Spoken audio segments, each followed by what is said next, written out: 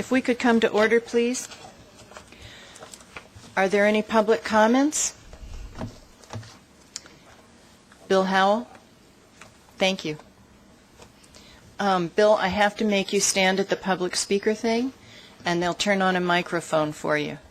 It helps with the transcripts. And thank you, and good afternoon. My name is Bill Howell, and I'm a member of the Minority Business Leadership Council and serve as chairman of the SCA EEO Advisory Committee.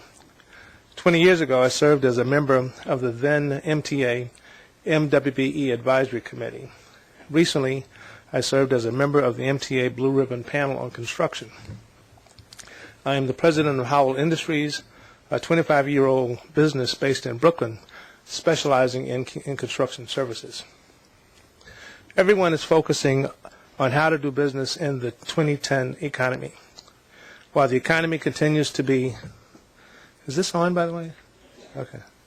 While the economy continues to be stagnant, there are positive signs on the horizon. People are engaged, new businesses are sprouting up with new ideas and ways of doing things. I heard this morning on the news that 1/3 of American businesses are thinking about hiring workers this year. The MTA, under the leadership of Jay Walder, seems to have a pretty good plan for moving this agency forward. Smart cards and electronic message boards telling riders when the next bus or train will arrive are certainly ideas that will advance the MTA in the eyes of the general public. The title of a current editorial in the New York Enterprise report is Think Beyond Your Means. That's exactly what the MTA is doing in developing a new SCA-like mentor program. Jay, Mike Garner, Susan, Chairwoman Metzger, and the members of the Board Diversity Committee know that expanding programs for participation of small, minority, and women business owners is good for the MTA. It not only reflects the demographics and the population, which is fair and equitable, but it will increase competition, increase jobs, increase tax revenues, increase ridership, and add to a robust economy. And not to take it lightly, it will gain support in Albany for MTA programs and policies. My colleagues and I in the MWB community stand ready to assist MTA, Mike Garner, and this committee in whatever way possible, and specifically with the biggest financial challenge, funding the 5-year construction and maintenance program. We applaud MTA and Jay Walder for what I call relaunching the MTA as a place of opportunity for all businesses, both large and small, majority and minority, and both men and women. Mike Garner is an ideal person to lead this effort. He has the vision and the absolute drive to make this a reality. Thank you for allowing me a few moments to make these comments. Thank you. We appreciate those comments. The kickoff meeting for the mentoring program, which was held at McGraw-Hill, drew more than 300 participants. It was, in my mind, a tremendous success. I thank everybody who worked on it, and especially Mike. For your information, Mike gave a presentation today on the Mentoring Moving Forward program to our CPOC committee, which allowed CPOC to get a better sense of what we're really trying to do and the benefits, the mutual benefits to our contractors and to MTA. We're really hoping this gets a full legislative approval by February, and we're moving ahead in any event. So thank you. May I have a motion to approve the minutes of October 26th? Thank you. I take that as approval. 1 and 2. I'd like to point out that John Banks had raised a number of questions in those minutes, and I thank Mike for getting paper back to all of us responding to the questions. Andrew Albert also raised some. I have not heard of any additional questions, so until I hear something, I appreciate those responses. John was called away for business middle of the day. The work plan will stand as we approved it at our prior meeting in October, and we'll take another look at it at our next meeting. And then I'll let you start with our MTA department goals. Great. Thank you, Susan. I want to just thank Bill Howe for his comments and just say that this mentor program or this new MWBE program is not our program, but it's all of our program. And in order for it to work, the same energy and focus that we did at the School Construction Authority by making that program the model program is going to take the same thing here and an effective partnership. And we look forward to working with you and the entire MBLC. Thanks, Susan. Let me just say that I'm happy to report that our new software system is being worked on as we speak. It's been three years in the making, but the firm Skyline has started working on this software system last week. And basically, this software tracking system is going to allow us to effectively track the MWDBE goals on each one of our contracts in real time, so we can react to those contractors who are not adhering to their goals. And so we are very, very optimistic that this software system is going to be up and operating August, September of this year. Terrific. Let me also say that we started our training program last October, and it was well received, to the point whereas we are going to start the new training program in March, and it's going to deal effectively with teaching MWDB firms with doing business the MTA way, and also focusing on getting them to finish our projects safely, timely, and on budget. So we are very, very, very happy and glad that this is going to be, these courses will be given twice a year. We are also pleased to announce that that we are focused on getting the MTA's mentor program bill passed in Albany. For those of you who have been tracking this bill was sponsored by Keith Wright. It was passed by the State Assembly and is being carried by John Sampson in the State Senate. And we are very, very optimistic that this bill will pass winter, spring. And we have Michelle Martel tracking this bill. And so we are going to give her the kind of support that she needs in order to get this bill passed in Albany. Once that bill is passed, it will be signed into law, and it will be a new day at the MTA. Let me also say that we have finalized our new bond program with Marsh. It has been outlined, and it will be unveiled once the bill up in Albany is passed. That's going to give us the right to have our MTA mentor program. The loan program RFP is going to go out in January also as well, where we will hire a bank that will issue loans to firms who are going to be doing work in the mentor program. And so that RFP will be going out this month. We also must do a better and effective job of setting goals and ensuring that our contractors are adhering to the MWDB goals. And this new software system is going to assist us in doing that.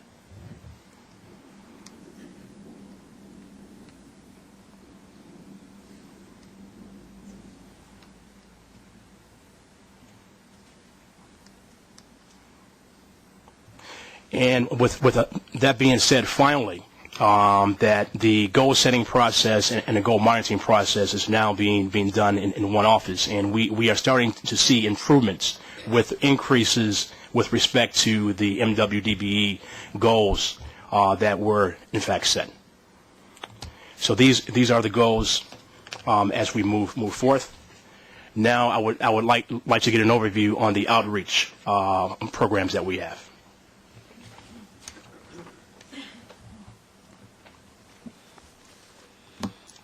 Oh, am I on? Yes, I am. Hello, everybody.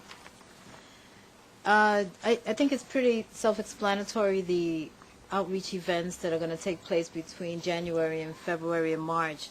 But before we get into the upcoming events, I just wanted to touch on a summary of what we have done since we last met. We have gone to several organizational events and dinners where we have actually recruited quite a few firms, and a system has been put in place so that we can track the firms that we meet at these events and follow them through till they are actually prepared and doing business at the agencies. Our targeted outreach events in-house will continue. Well, actually, in the past, we have actually put together a pension fund manager networking forum, which was held on December 9th in conjunction with MTA headquarters and Chloe Drew, which is the president, I believe, of the CUP organization. We have had targeted outreach events to discuss and bring in firms about the different proposals that are coming down the pipeline with transit, such as the Mother Clara Hale Depot meeting, paratransit car service contract. We're targeting minority maintenance and black car service firms for the paratransit car service contract. So what we're doing now is targeting firms, going out, targeting firms and bringing them in and giving them a brief synopsis of what these contracts are about. Our small business development program, as Mike had mentioned earlier, is now on a kickoff. And we held an OSHA course. We brought in the procurement representatives from all of the agencies, and they did a presentation on how to do business with the MTA and its operating agencies in detail. We've had estimating MTA projects, scheduling MTA projects being conducted, and now, as Mike had mentioned earlier, we are going to start our program in March. On the next slide, you'll see a list of all of the courses that are going to take place starting effective March, straight through June. That's a terrific increase in the amount of education that's being offered. I applaud you all. We on Friday we've actually scheduled an agency-wide contracting forum. This forum is similar to what was done at the McGraw-Hill, except it's for exhibitors. It's basically networking for our primes. We will have exhibit tables for Judd Lau, EE Construction, EE Crews. The big prime construction Right. firms have actually already RSVP'd, and we have over 120 DBE, New York MBE firms that are going to come in and network from 9 to 12. Terrific. It's pairing people up. That works. Yes.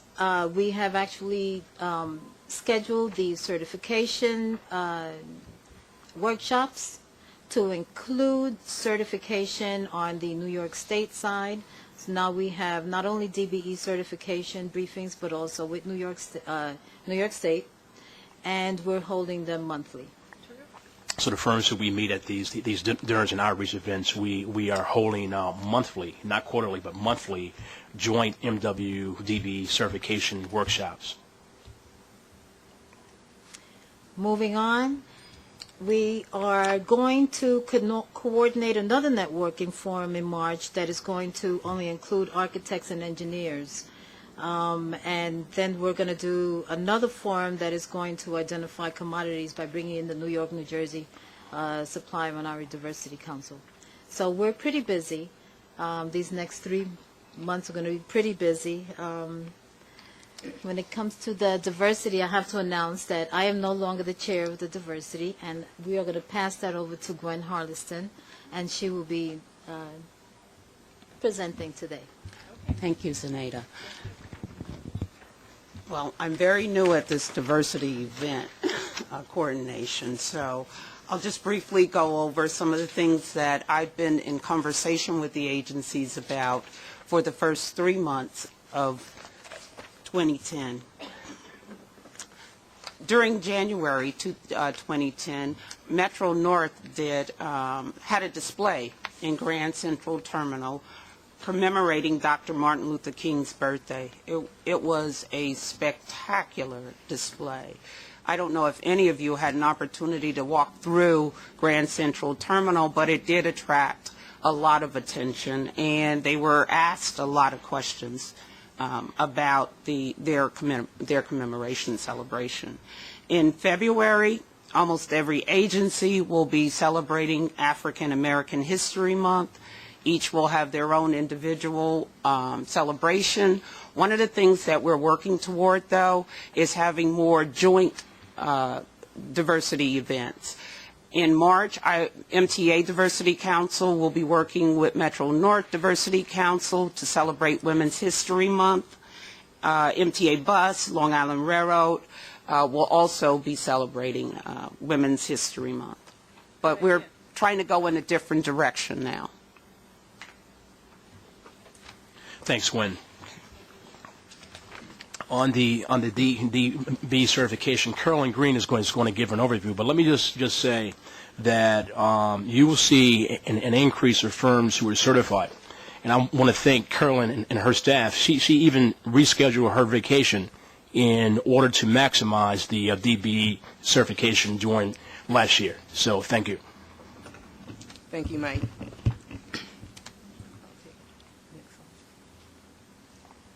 Okay. When we last met, on September 30th, we had 50 firms who were pending certification review. During the 3-month period of October, November, and December, we processed 44 of those firms. 23 were certified, 1 was denied certification, 12 were returned, 3 were determined to be ineligible, and 5 withdrew their applications. However, even though we processed 44, we received 32 new applications during that same period of time, which left us on December 31st with 38 applications pending review. Just as an update, as of today, we have 37 applications pending review, but that doesn't mean we just processed 1. We received 4 new applications in January so far. Well, I have to say that the outreach is working. It is. And it's making you work, isn't it? It is. But hats off. That's a good clearance record. Thank you. Now, what we have here is a comparison of activity for 2008 and 2009. In total, in 2009, we processed 112 pending applications, whereas in 2008, we processed 57. If you look at the breakdown, 59 firms were certified in 2009, 39 in 2008. There was an increase in denials because we had 8 firms denied in 2009, whereas we had 5 in 2008. 7 were deemed ineligible in 2009, whereas it was just 1 in 2008. We returned 29 applications in 2009 for various reasons, whereas 5 were returned in 2008. And 9 firms withdrew their application in 2009, and 7 did so in 2008. What I'd like to direct your attention to, though, is a note in the bottom, and that is, in 2009, we received 131 applications for DBE certification, whereas in 2008, we received 60. We received more than double this year based upon targeted outreach. Terrific.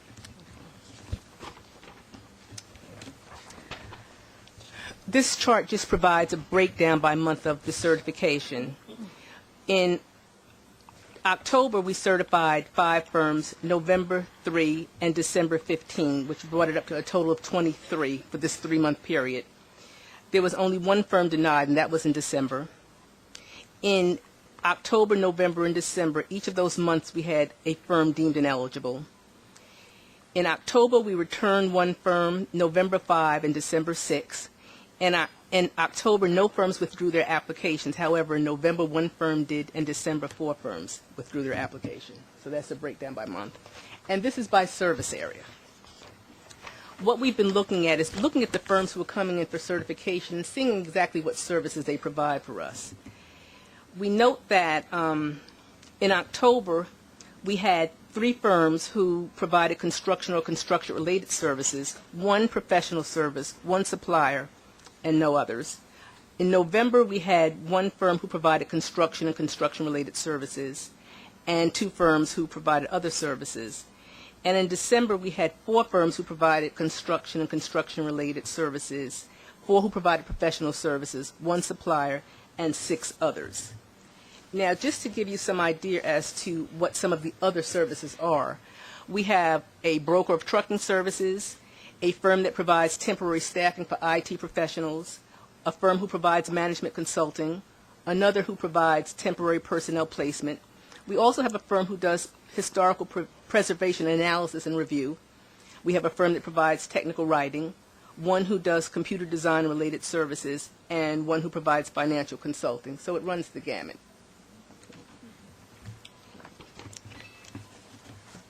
Okay, next is going to be Nevis, and she's going to speak with respect to our MWDB contract compliance.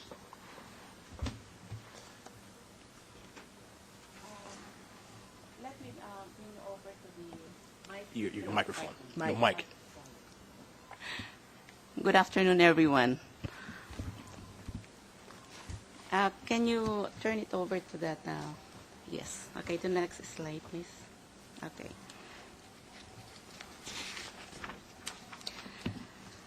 For the third quarter of 2009, we are monitoring 912 contracts.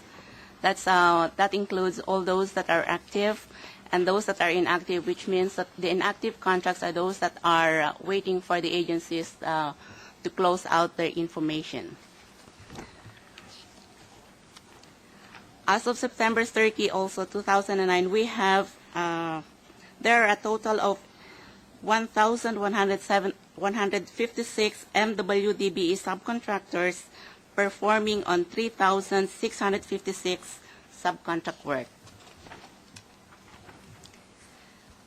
Next slide. The original subcontract amount of these 3,656 subcontracts totaled $2.4 billion. Currently, these subcontracts have increased to about $2.5 billion during the life of the projects. These are due to the additions of subs, increase of participation due to increases in the scope of work within the agencies.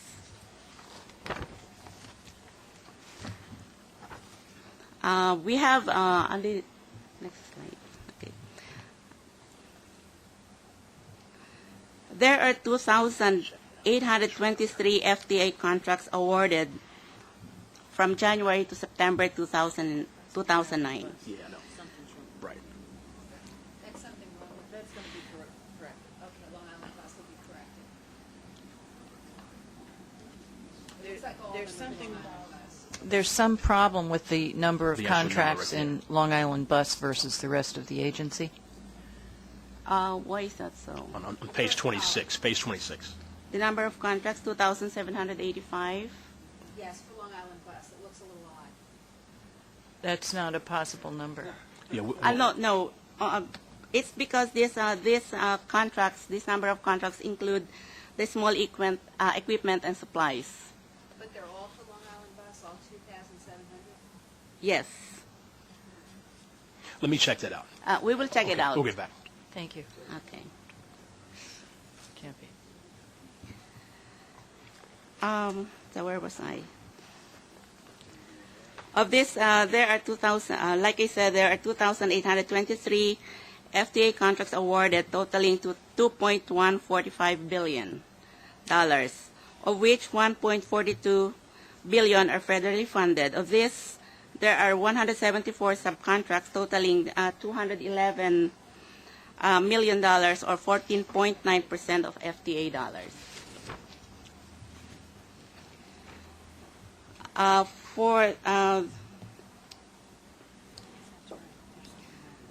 There are 46,496 contracts, state contracts awarded from January to September 2009. These 46,496 contracts include contracts with and without goals. So that's why we have all those.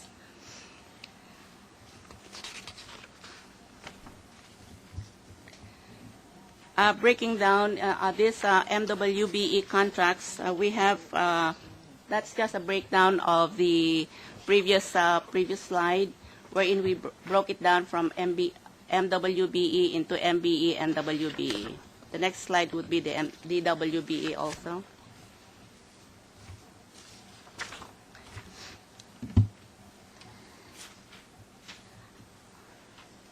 Okay, on this slide, these are the contracts currently being monitored by our department, by the Department of Diversity and Civil Rights. Of 178 prime contracts federally funded, totaling $7.37 billion. There are 851 subcontracts, totaling $883 million, or 12% of $7.373 billion.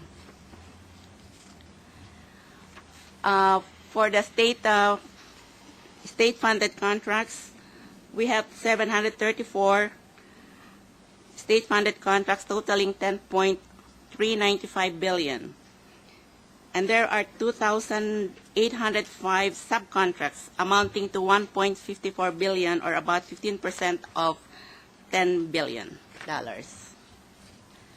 In summary, overall, as reported by the Prime in the monthly reports, MWDBE subcontracts equals 13.7% of Prime contracts currently in our inventory of contracts being monitored, of which, as shown in the next page, $74.8 million had been paid to MWDBE subs for the third quarter. If you note here that from the second quarter of 2009, which has only $48 million that had been paid to the MWDBE contract subcontractors, we have increased it to $74.835 million. And this increased payments is due to the increased monitoring, aggressive monitoring by the compliance managers, and follow up with the with project managers and with the primes on the monthly report submissions. Any sense of what the fourth quarter of '09 is going to look like? We're still looking into that, but we'll get back to you on that one. We're currently preparing the state report, and we have that information. We should have it by next week.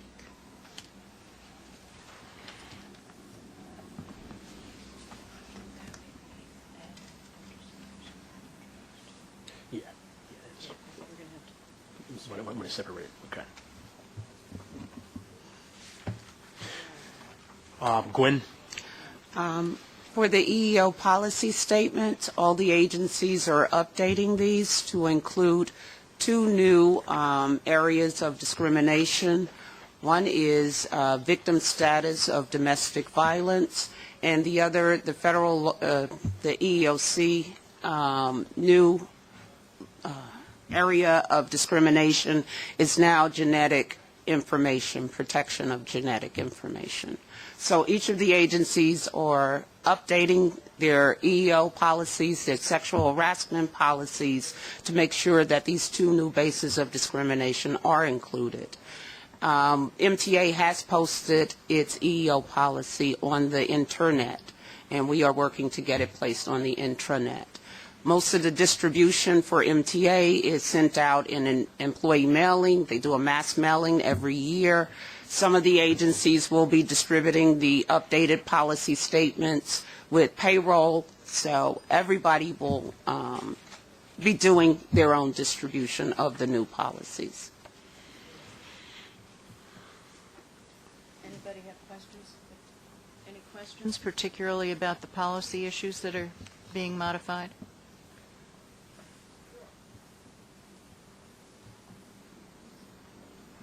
Do you have anything else to add? What I wanted to say that we wanted to segregate each one of the agencies with respect to their MWDBE, and I'm quite sure that once our software system is in place, it's going to be a lot more effective and efficient of gathering data. And you and I will work on a presentation material that will capture the good points and identify the problem areas. Right. One of the problems with respect to the state's numbers is that there are a number of contracts where there were no goals set. For example, on the paratransit, it was a $6 billion contract where last year there were no goals set. On the new paratransit black card service, we were asked to waive the goals on that, and I simply refused.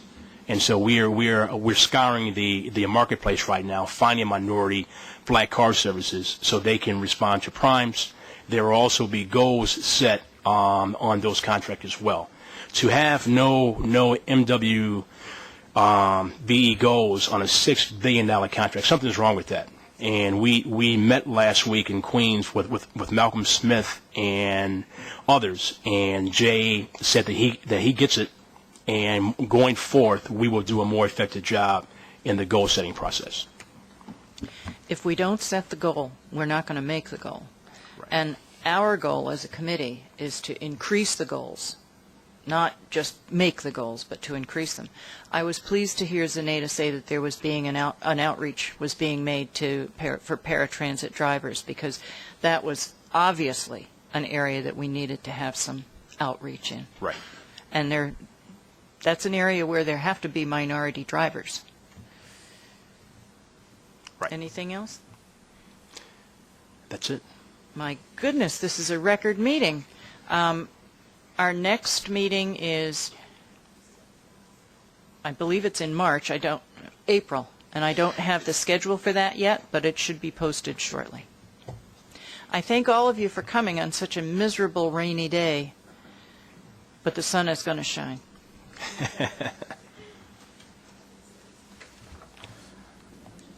Motion to adjourn. Second. Those in favor? And we hope to see you gentlemen here with us next time.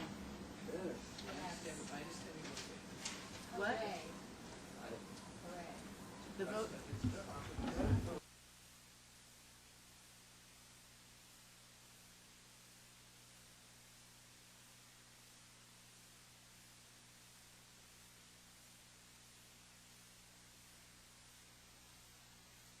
For those of you who aren't familiar with what's happening, our non-voting members, their legislation has to be reapproved every 2 years.